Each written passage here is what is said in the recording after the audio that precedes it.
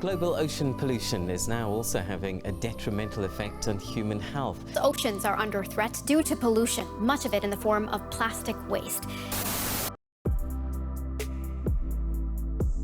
I'm Shell Cleve. I'm the founder of Sea Hugger.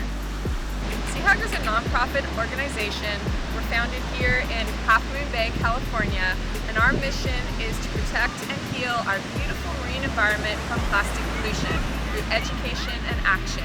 When people don't take plastic in consideration, and when you're going to the grocery stores and when you're getting your produce and everything, those little plastic ties, and when it's wrapped in plastic when it doesn't need to be, is when it gets stuck in our oceans, because it doesn't ever go away.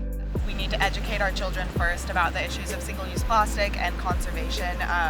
They're the people who are going to make the most drastic change in the future. So we do a lot of science-based curriculum, mostly about marine animals and stuff like that. And then in there we sprinkle a lot of conservation.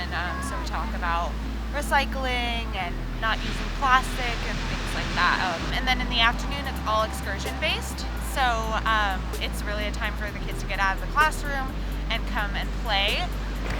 This will break into microplastic.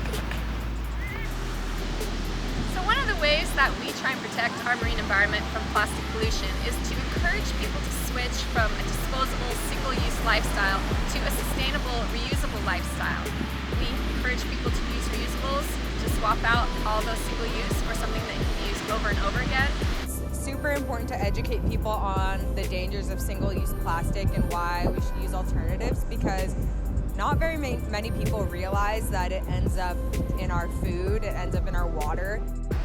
The harbor is such an important part of the economy here, and a lot of people don't think about that, but when you have these fishermen who this is where they live, this is how they make their money, really educating them and also being teammates with them to make sure that fish in these waters and crabs are healthy for buyers and for the local community is really important.